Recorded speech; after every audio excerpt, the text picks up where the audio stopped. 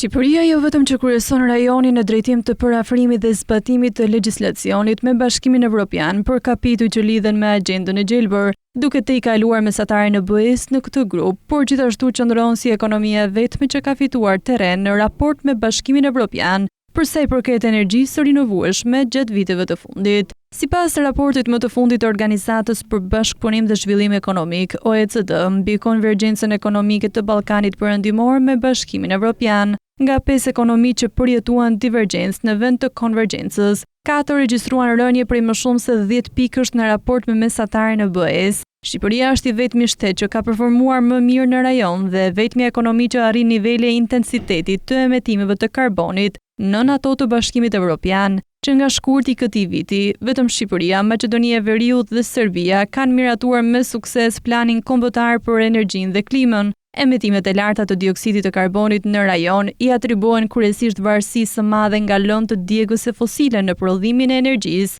me qymyrin që përbën më shumë se 60% të prodhimit të energjisë në Kosovë, Serbi dhe Bosnjë-Hercegovinë. Shqipëria bën përjashtim, thot OECD, duke u mbështetur ekskluzivisht në burimet e rinovueshme të energjisë. Rreth 90% e kapaciteteve të ngritura për prodhimin e energjisë rinovueshme janë hidrocentrale dhe pjesa e mbetur centrale eolike apo parqe fotovoltaike. OECD shpreh ndër të tjera se ekonomi si Shqipëria dhe Kosova kanë krijuar korniza strategjike për transportin e qëndrueshëm, duke vendosur objektiva për uljen e emetimeve në mënyra të ndryshme të transportit. Shumë ekonomi kanë vendosur masa për të promovuar automjetet me emetime të ulëta dhe zero, duke përfshirë përjashtimet nga taksat dhe subvencionet për blerjen e makinave elektrike në Serbi dhe ndërtimin e infrastrukturës së karikimit në Shqipëri, Maqedoninë e Veriut dhe Serbi.